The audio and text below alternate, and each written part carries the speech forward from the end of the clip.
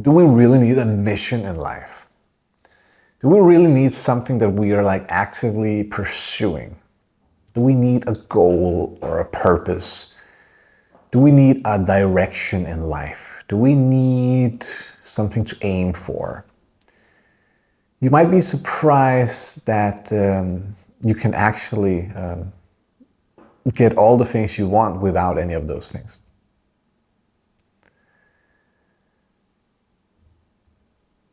You can be present and 100% devoted to your own present awareness and still get all the things you want and still do all the things that you have set out to do.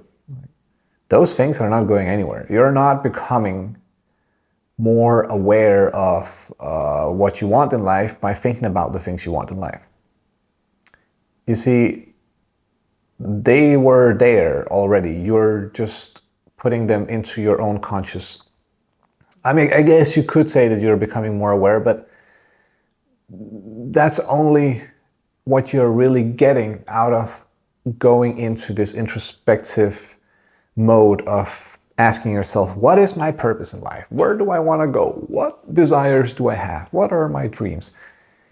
You're uncovering them.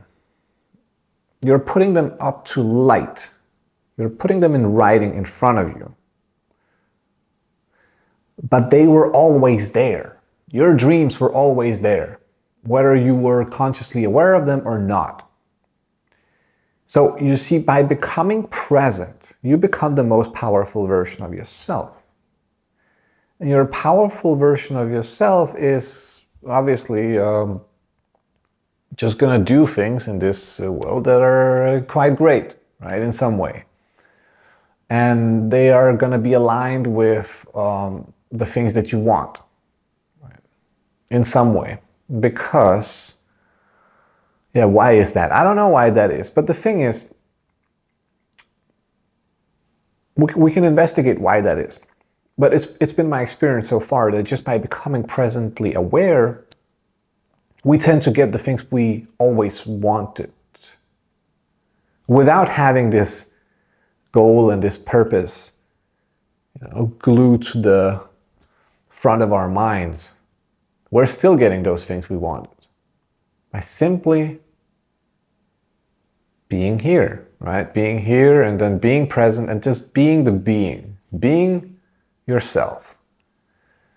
The best and the worst advice in the world is be yourself.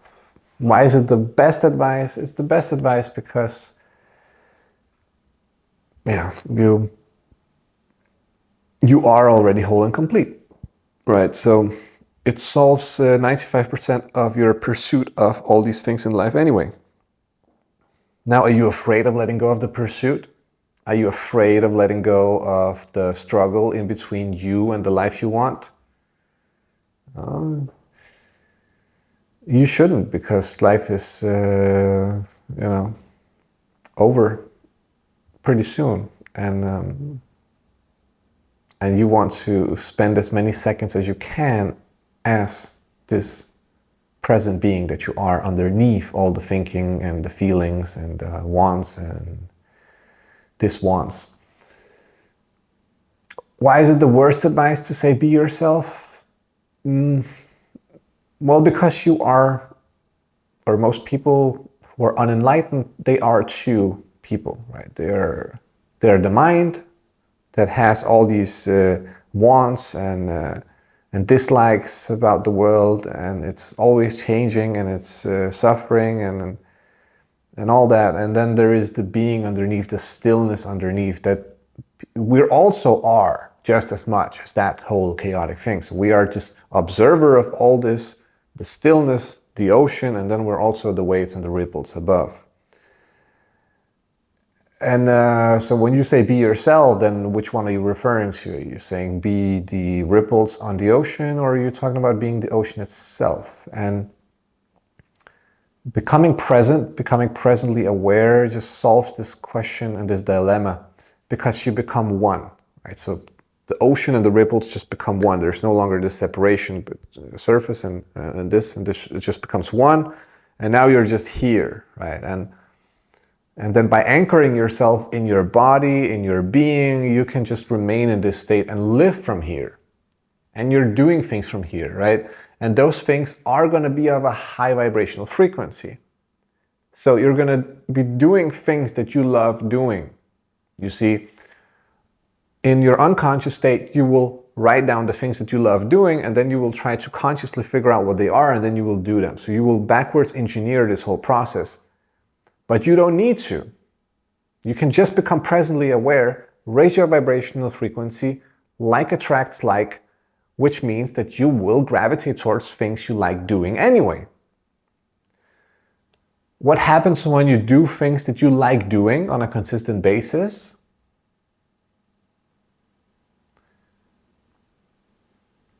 You see some sort of results in that. Now, what happens when you do something on a consistent basis that you're also very passionate about? Well, without putting your sort of ego, in charge again, you become really great. You become really exceptional in that. What does it mean to become exceptional in a certain skill or a certain profession in this world? Well, it means that you will probably benefit a lot of people. What does it mean to benefit a lot of people and give a lot of value? It means that you're getting a lot of value back. And, that's how economy works. It's not necessarily about monetary value. It can be,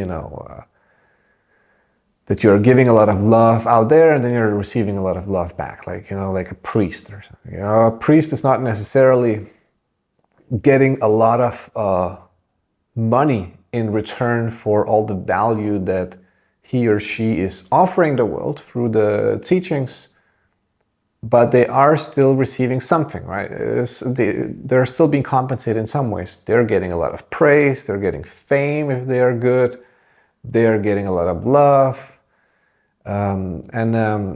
So something always is being returned when we are giving to other people, giving to the world. And that should solve your questions about how are you going to make this a career or a lifestyle. No, just do the things you love, and then eventually all of it is going to solve itself. See, this was us, again, trying to backwards engineer this whole process of what happens career-wise if you're just doing what you love. And even doing what you love is backwards engineering just being presently aware, which naturally raising your level of consciousness to that of love, right? So this is why being presently aware is all we need to do, right? And this is why we don't need to necessarily think about our purpose in this life. It's actually a waste of time. See, it just puts you into the ego. It just puts you into the unconscious self, which is just trying to observe that which already is and trying to put it into words. Why is this process even necessary in the first place? Why do you need to put into words the things that are unfolding? Why? I mean, wouldn't you rather just be in them? Like, say that, for example, you're seeing your something really amazing for the first time, right? Like you're seeing. Think of like the last time you traveled to somewhere new and exotic, and you saw something that you've never seen before, or maybe something that you saw with your own eyes for the first time. One of my recent memories was seeing a cenote in Mexico, and I was like, wow, that's beautiful. The clear water inside these underwater caves. Amazing, And now, would you rather just see that and witness that and be in that with your whole being? Or would you rather put it into words and just read it as if you're reading a novel or something? Or would you like to read the novel about the cenote while you're sitting there in a chair next to it and looking at it? No, forget the book, forget the thoughts, and just be in life. And that's it. And just only do that. it's you know, yeah, as you can see, it's gonna solve all your questions. It's gonna solve all your problems. Just be. Just be. Just align yourself with the being that you are. Meditate, watch high vibrational content, listen to high vibrational music, whatever it takes to get you to that state. There are 9 million ways to get there. Every single one of these videos is just another way of getting there. But it's always the same there. The there doesn't change. Yeah, so it's not like there is this teacher and there is this religion and there is that and no, the aim and the there, the sort of the place which isn't a place, the being itself, the end goal which isn't the goal, all of it is the same for every single spiritual teaching in the world. And again, 9 million different ways so far. We're still counting, okay? We're still uncovering more and more as we go. And thanks for watching, and until next time.